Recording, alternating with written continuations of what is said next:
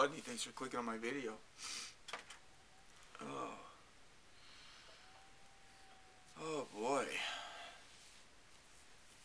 It's about 3 o'clock a.m.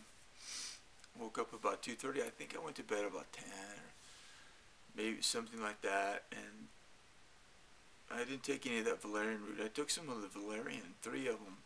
The previous night I slept, I mean, it knocked me completely out. So it was, I think it was valerian. I can't remember. I think that's what it was, the valerian root. And it knocked me right out. And I didn't take any last night because I was kind of tired. So I just went to bed and then woke up about 4.5 hours later, pretty much wide awake, you know. So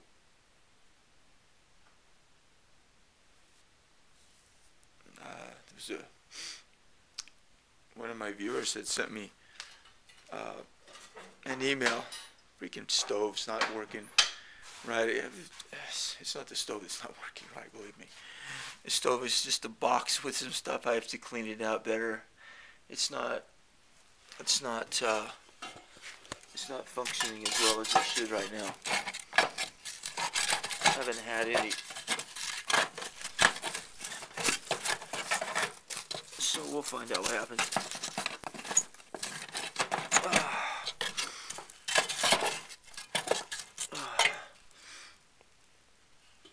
These fires, even though they're real dangerous, you know, have to be real careful what you do with the ashes. You know, you can't have, you know, when I clean my stove, I clean out the ashes and I take it outside and freaking hose them down. It's just like, just get them out. You know, you can't have, you can't have one of those buckets, you know, cold buckets or some weird thing, you know. If you do, you burn your house down. Somebody did that, and they, well, I'm sure it's happened multiple times, but a few years ago someone did that and killed a couple of people, I think. It wasn't local though. As if that makes any difference. I don't know. Just kind of stumbling around at this point, but the whole thing with this thing that I've been going through, I think really that it is the caffeine and the sugar. Because I remember when I was in that situation, I think that was the day, and I'm not sure. I mean, I don't have to pay attention. It's a big problem. And I think that it's the caffeine and the sugar, because sometimes I go in and get these big things of cookies, you know, just sit down and drink, and you know, it's like it's a habit. But I think it's more of an oral fixation. You know, the reason some people may smoke, or, you know, it's that, you know, something that, you know, it's an oral thing. It's some sort of a weird thing like that. So, and luckily for me, you know, I mean, I'm just about, I drank coffee like a fiend for so many years, you know, but I think it is affecting. That one person was saying that caffeine can sort of like boost the effectiveness of something like that, of the thyroid medication. So if that's true, I mean, I've been boosting the shit out of it for a long time. So that's probably not good, because those numbers, they give you a blood test to check your thyroid levels and everything, and it's within normal ranges. So yeah, that's great. But I haven't been in a while, so I have to go to the doctor. I mean, I have to go to the doctor. So I'm gonna probably go after the first of the year. I'm gonna see if cutting back to the point of, I'm gonna try. I don't, you know, I don't know.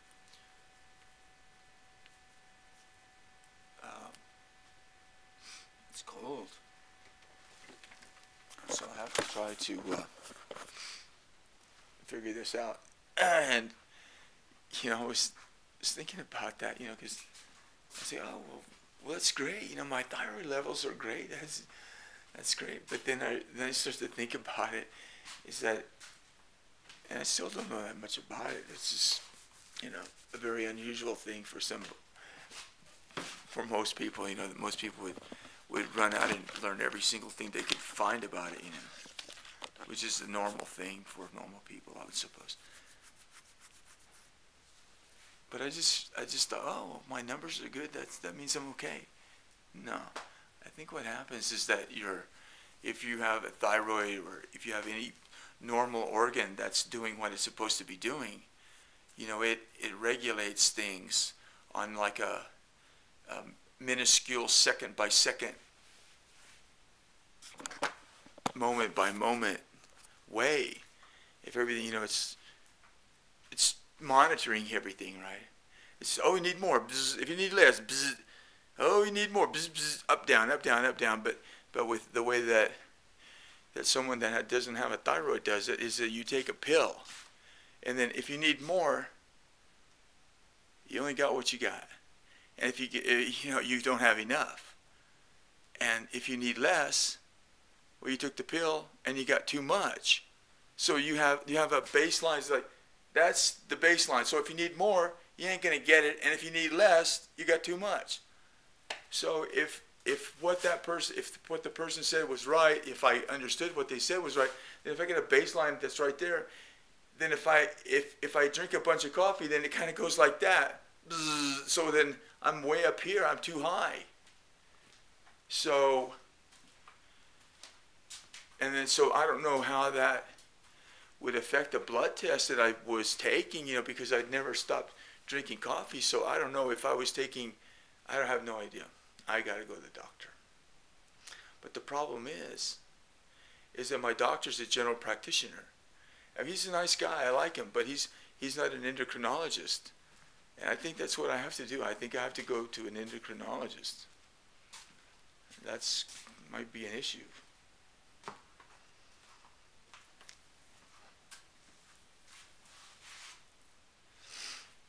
I don't know. Oh, I'll show you something that my nephew and I did. Hey, man, what a sweet kid. So,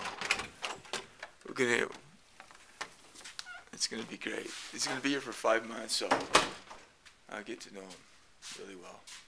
That's good. So, what did I do with it? It was an interesting thing. There was this guy. I think it's in that book that my friend Berto gave me like about 30 years ago. I think it was in this book, Zen Flesh, Zen Bones. I'm not positive. Somebody, what was it? I forget it. I've got oh yeah, it was just a matter of it was this guy, he was a Zen. So he goes to his teacher, and he's all proud or some shit, I don't know. And the teacher says, where's your, what did you do with it? Which side of where's your staff or whatever? Oh, which side of the staff did you put your shoes or whatever? And he goes back and he couldn't remember, and because he's not living an everyday Zen life. Because if he did, he'd know everything he did at all times, I guess. I don't know what that means, but I don't live that kind of life. I live the opposite of that, which means I never know where anything is at any time, regardless if I put it down 2 minutes ago. And here's where I put it. Because I was running a test with this little ball. Because well, let's see how the test works out. Okay, the test is good. There's no dripping on this. Those drips were preliminary. So the bowl doesn't leak. Because what happened originally, and you can see that all the yellow in there there was like a couple of yellows, a little spots where the glass had kind of split apart. So I gave it another treatment and put in those little yellow pieces to plug up the leak. And so this is what he made though, and it's like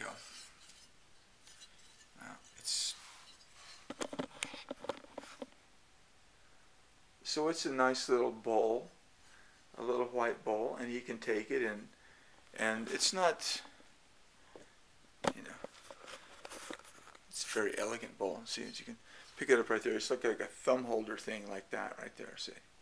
Oh, look, it's so elegant. My thumb fits perfectly right there. And you can use this like as a cup, you know, because it has a cup thing right there. Oh, chip, Cheerios. Or you can use this as one of those nostril things, you know. There's a multitude of things you can use it for. It's magnificent. So we made that, and we fired. It was fun to watch him do it, and he got excited over it. It was fun. Making glass is an exciting thing for someone that's never done it, and it's kind of exciting for people that do it, because there's all kinds of variations that happen, and all kinds of little things that happen that are really interesting. So I like doing it, but I don't really like to make bowls and that kind of thing, because, man, the freaking stove. I don't like to make bowls and things like that, because then you're getting into like a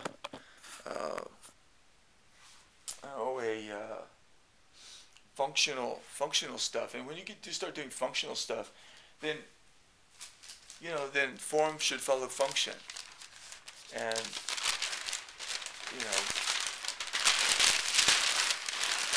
if it follows function, then it sure as hell better do it. And I'm a little bit too ragged to do that, because I know technically there's a lot of stuff that I'm not going to do, because I just don't. It's just not my personality.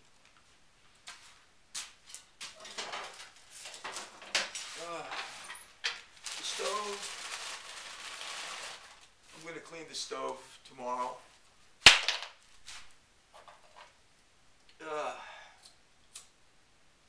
Because when the stove is working efficiently, it works great. Because whenever the if you have to have too much of this right here, if it's all the way open and it has to have that much to draw, I think the stove is malfunctioning. Because it should stay lit, so it needs to be cleaned. This is really the first. What's going on out there? This is really the first.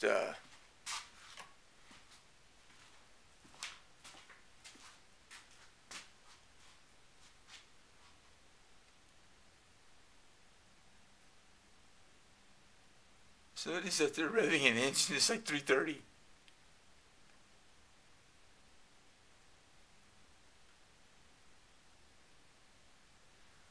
Wow. See, the thing about, I don't even know what it looks like outside.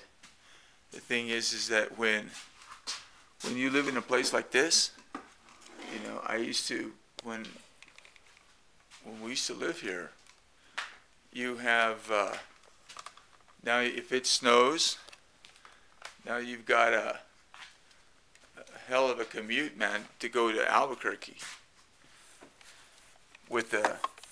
It's not that much snow. It looks like there's probably not more than, there's probably not even an inch out there. It's just barely enough. Yeah, maybe an inch at the max. So it wasn't much of a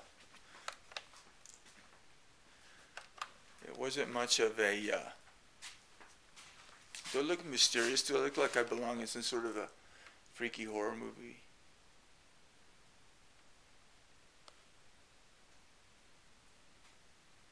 Probably not.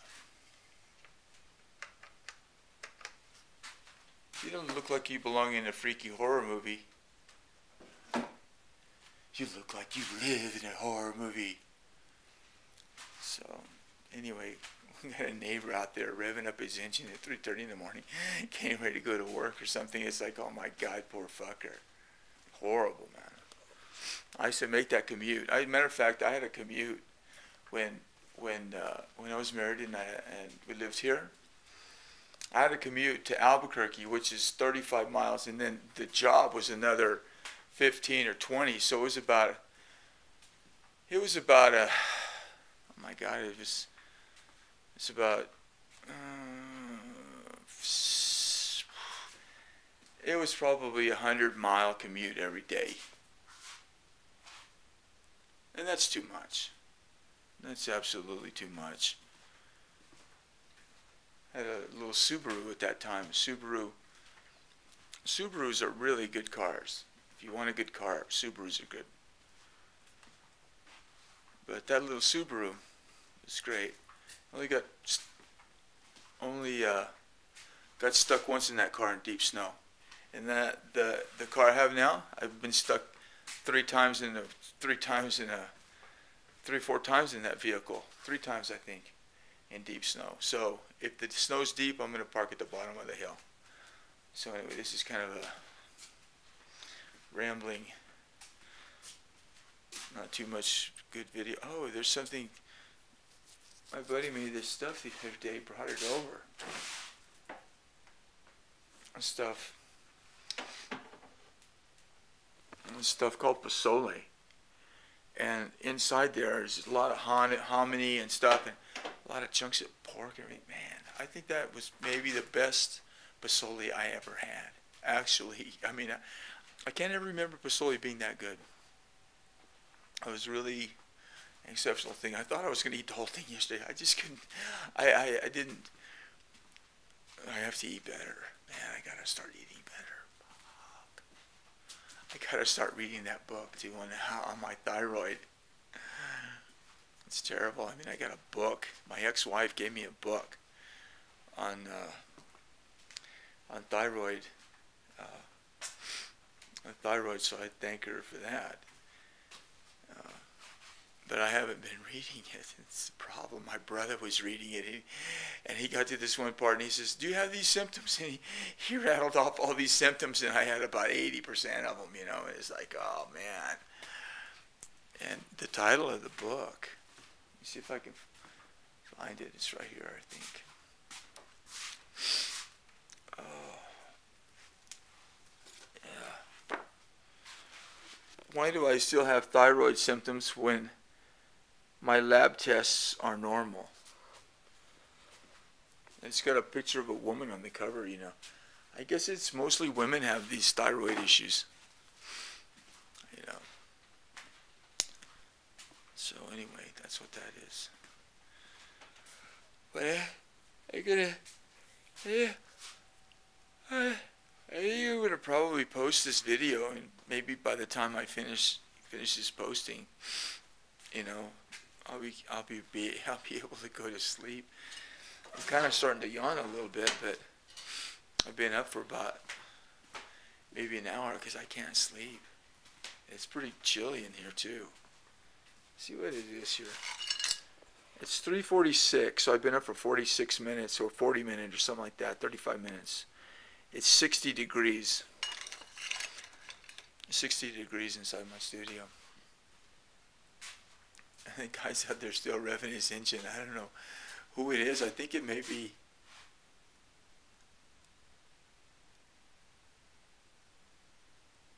guy's bizarre sound.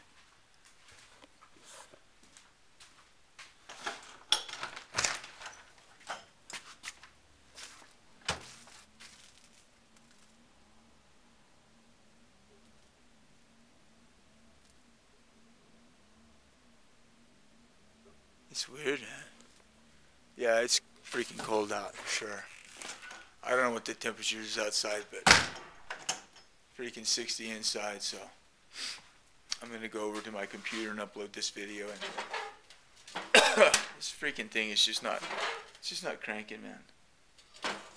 So I'm not gonna worry about it and just let it do what it's gonna do. You know what, I'm gonna put a little bit more paper in there, see if I can get it to crank up, because if this way it'll be all burned out by the I don't know what to do. Fuck it. We'll make this sound then work. Because I have a feeling that I might be up for a while. And in a normal situation like this, I would be over there at the coffee pot, you know. And no more, man. I can't do it. I gotta stop. And you know, It's interesting how when I quit drinking alcohol, my wife was interesting. It was, you know, I don't know how a spouse can put up with someone that drinks a lot. And she had told me multiple times, man, you gotta quit. You know, she was trying her best, but she didn't know, and I mean, I wasn't cooperating, right? And so finally, and I think she had probably said it before, you know, buddy, you don't quit, I gotta go. Basically, and you know, and it just, and then this is not the thing with a person like me is that it's not that I didn't know that it was screwed up, it was just that I couldn't do anything about it. You know, I was addicted to freaking booze. You know, but I quit. I sure did, because it was. It got to the point, you know, where I knew I had to quit, and it got to the point where it was, and whenever we were talking, it was like, you know, yeah, she means it. And you know, my wife, she was a really excellent person. She still is, still around. She gave me that book when I had thyroid cancer.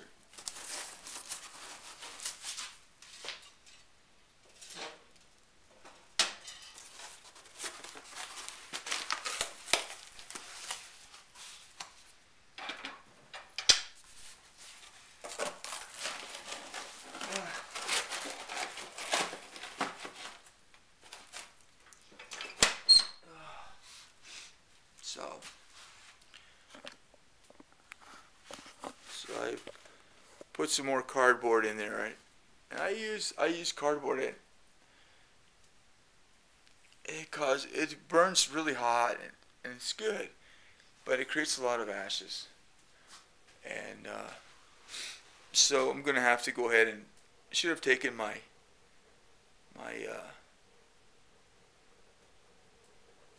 little axe to get sharpened. And then I've got piles upon piles of wood outside you've probably seen, and you know I can make tons of kindling, you know, and kindling is better than cardboard. Cardboard's easier, but cardboard isn't that good because it plugs up your stove as far as the effectiveness of the system. So I shall continue to use cardboard because I love cardboard, but I'm going to have to get kindling. So, all right. If you got to the end of this one, then what you deserve is this: a swig out of this. It's kind of, and I looked at this thing. I said, "Look at this. It looks like it looks like booze. Look at the shape of it. Like you're gonna put it in your pocket. You know? I mean, look at that. That's a freaking booze-shaped bottle." And it's freaking agave nectar, you know. I don't know why they put it in a fucking thing like that, but whatever they do is what they do. Okay, well, I feel better. I want to tell you, man, that the other day when I was going through it, man, I think that was the worst day of my life. Seriously. Now there have been worse days where, you know, my dad dying, that was bad. That was worse. But it wasn't where I could feel that it was like I wasn't able to live inside my own skin. It was like I didn't know what to do. I mean, I didn't know what to do. Absolutely did not know what to do. And it went on for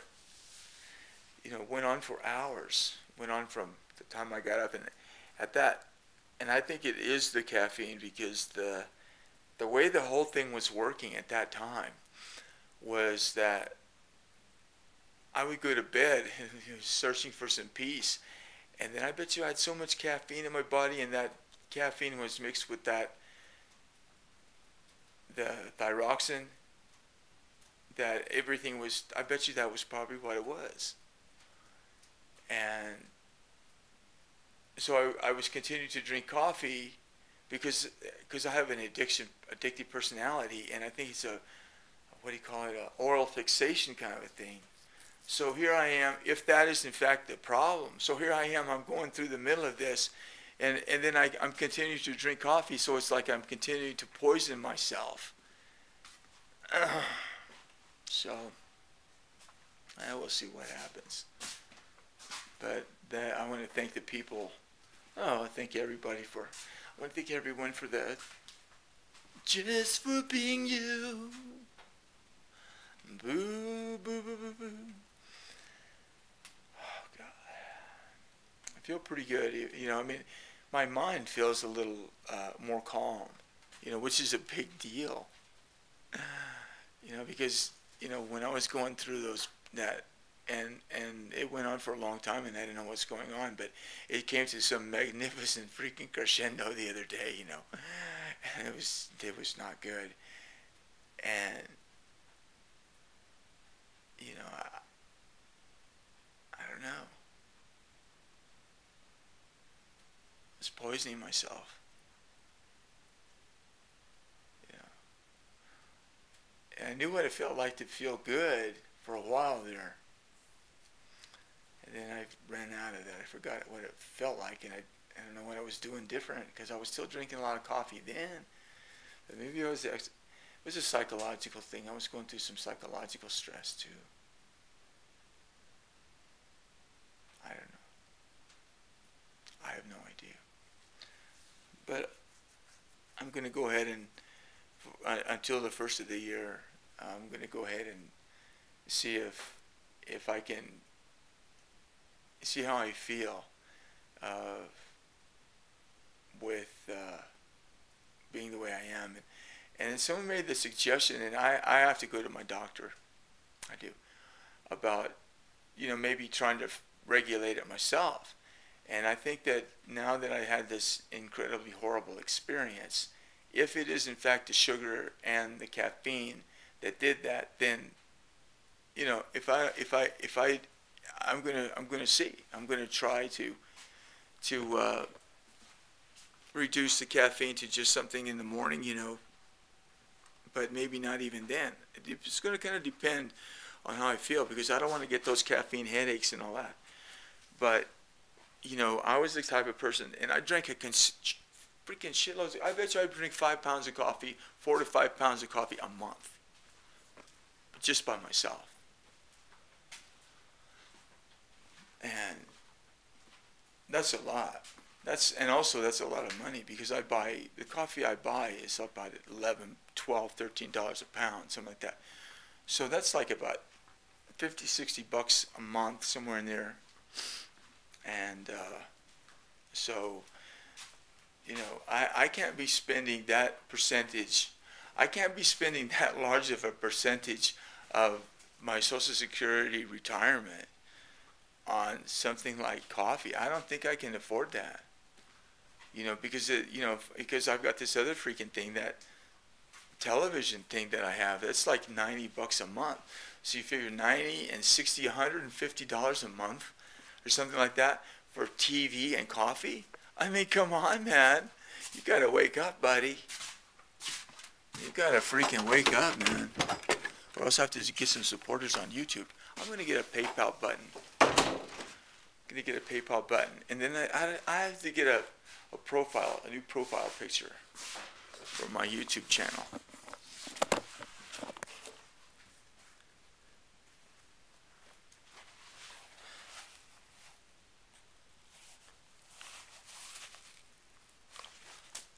It's gonna be something like that.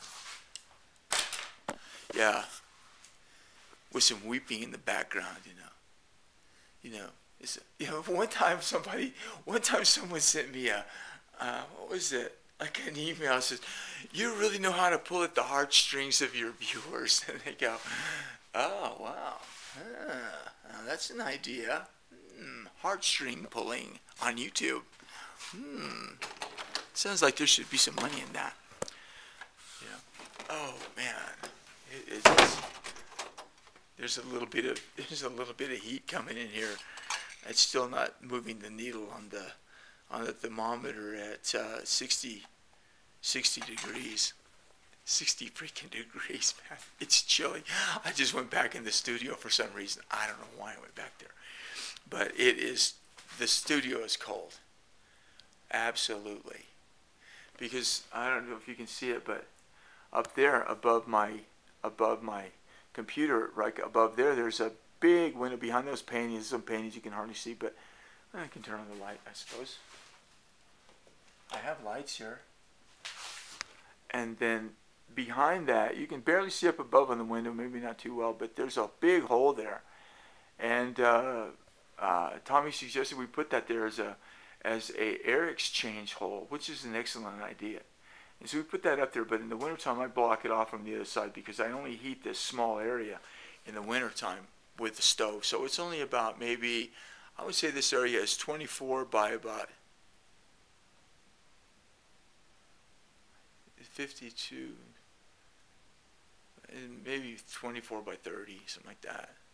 So it's 750 square feet or something. So that's what I heat with the stove and with everything else. And tomorrow I'll start. See, those are my windows and they're covered. So I'm not going to open up those tomorrow, but I'm going to open up the ones in the kitchen tomorrow. I'm going to open up the ones in the kitchen tomorrow, and then I'm going to open up the entire studio tomorrow. And these here I'm going to leave for a while and see what that does, because those, it's a little uncomfortable in here, not from the heat, because the heat's great, but whenever you have this many windows, it's like you're living outside. So when you're inside, I mean, and the whole house is white. I mean, you're walking around like that all day. I mean, it's real bright. It's just like being outside. And I definitely didn't. I think a passive solar house with too many windows is better than a passive solar house with not enough windows. I'm Hiller Rodney. Thanks for watching, and bye-bye.